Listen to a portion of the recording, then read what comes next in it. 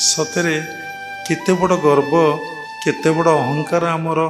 ଏତେ ବଡ଼ ମାନେ ପୃଥିବୀରେ ପୁଣି ବିଶ୍ୱ ରହିଛି, ସେଥିରେ ଭାରତ କେତେ ବଡ଼, ସେଥିରେ ପୁଣି ଓଡ଼ିଶା କେତେ ବଡ଼, ସେଥିରେ ପୁଣି ଯେଉଁ ଟାଉନରେ ତାଙ୍କ ଇଣ୍ଡଷ୍ଟ୍ରି ଅଛି ସେ କେତେ ବଡ଼। ଆପଣମାନେ ଜାଣିପାରୁଥିବେ ଟିକେ ଟିକେ ଗୋଟେ ବିନ୍ଦୁ, ଭୁବନେଶ୍ୱର କଟକ ଗୋଟେ ଗୋଟେ ବିନ୍ଦୁ, ତା ଭିତରେ ତୁମ ଇଣ୍ଡଷ୍ଟ୍ରିଟା କେଉଁଠି ଅଛି।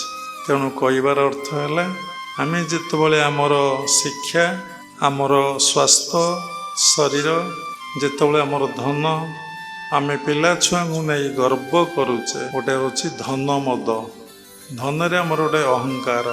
ବିଦ୍ୟା ମଦ, ଯିଏ ବହୁତ ପାଠ ପଢ଼ିଛି ସେଠି ତାର ଗୋଟେ ଅହଙ୍କାର।